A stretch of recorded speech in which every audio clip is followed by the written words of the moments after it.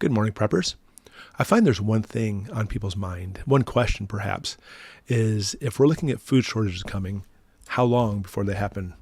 And we say time is short, but how short is the time before all this takes place? And of course, nobody has a crystal ball. Well, not in reality.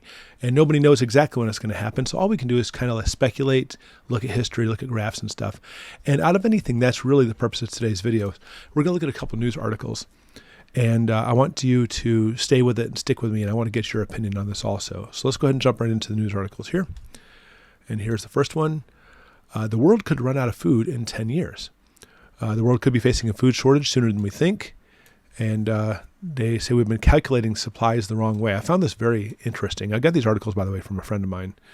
Food and agricultural organizations have predicted the world's population will reach 9.1 billion by 2050. And the produce 70% more food will feed the extra people when the time comes. So we actually have to have, obviously, more food to make that happen. They get in here talking about Big Mac burgers, etc. And the thing is, they talk about food, they talk about weight. Here's where actually the misconception comes into place. Right now, we actually measure the food by weight instead of we should actually measure it by nutritional abilities. How much nutrition can we actually get? Because we're talking about there will be actually a calorie deficit when the time comes. And that's actually the big moral of the story, because you could actually have like lettuce. Let's say that suddenly every farmer in America turned to making or growing iceberg lettuce.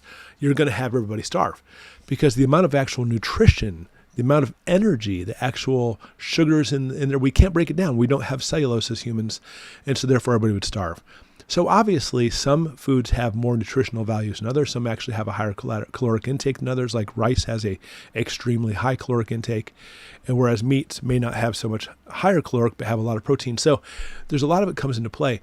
And when we talk about how much food is being produced in the United States or worldwide, we often look at tons. But not all food is created equally, and that's where the problem's coming in. All right, next article. Here you can see it says that the world could run out of food by 2023. So forget the 10 years. We're pushing food security to the edge. This is pretty frightening 1 year away. It talks about human population climbs again, which let me stop there for a second. I'll be honest with you. When they start talking about overpopulation, when they talk about too many humans and such, I personally think it's a load of crap. Because when you actually look at the actual growth rates of humans, we're seeing a decline in fertility rates, not an increase. If we actually had still an increase going up like this, then yeah, eventually we're going to be in big trouble. But even though that we actually do have an increase in population, it is somewhat manageable. And we have a lot of farmland across the world, but it's just not being utilized correctly to be able to do what needs to be done. All right. Of course, this comes from our friends, yours and mine, the United Nations. And they're again talking about the 9.1 billion by 2050. So you can see where the other article got its information from. By 2023, the world's agricultural system will not produce enough food to feed everyone in the world. That's a pretty scary thought. Okay. And then again, humanitarian organizations get into play. They're talking about what we could do about this. And coming down, 2030 will be a pivotal year in the world's population. Will exceed 8 billion.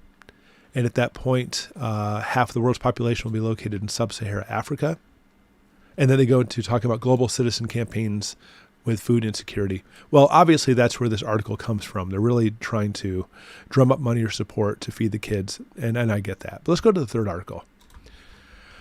Next year's food crisis will be different from this year's, and how it could change for the worse in 2023. All right. It could worsen. Definitely. I think it will. We'll see a supply squeeze overtaking logistical constraints. The Ukraine war has disrupted sowing and other farm activities. Yep. Elsewhere, farmers are using less fertilizers due to high prices. Yeah, and the shortages because of it. And the list goes on and on. All right. It talks about the pandemic, supply chain issues. Really goes into a lot of the stuff we already talked about. But ultimately, it doesn't matter which article you go with.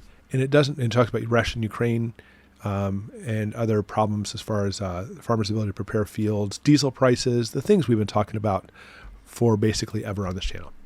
All right, so long story short is this. The first article said we're looking at by 2050, then actually using the same numbers. They're saying they're actually looking at differently, maybe by 2023. And then the third article goes into problems coming soon as well. And I think all we can glean from this is obviously nobody knows when things are going to hit. If you want my opinion, I think we're going to be hitting a depression. I think we're looking at a crash in December or January, and by mid next year, a greater depression than we've seen before, leading to World War III. That's what I think. But you know what? My opinion is like a cup of beans, doesn't amount to a whole lot. And the thing is, other people's opinions also doesn't mean a whole lot either. We don't know when it's going to hit. But the only thing I want to point out that really rings true in my head is all three articles are saying it is inevitable. And I think that's what we want to glean from this. We don't know if it's going to be 2023. We're only talking about a few months away, or it could be a few years away. Either way, we are heading for a world catastrophic food problem. And that's what we should glean from this more than anything else. We are heading to a situation where we're not going to have enough food to feed everybody. And that would make sense why the government's trying to keep tabs on all people's gardens they have at their own home now, which frightens me as well. But again, that's why I always stress about this, guys. It's not about being fearful. It's about preparing. Preparing right now, trying to get your hands on canned food, etc. But also, if you haven't done it already, you need to try to find a place and practice in gardening, hunting, fishing, all those things so you can actually sustain your own food. Because there is a time, no matter sooner or later, the world is going to run out. And there's not going to be enough, and it may not be enough for you or me. So you have to prepare. And that's what Goshen Prepping is all about.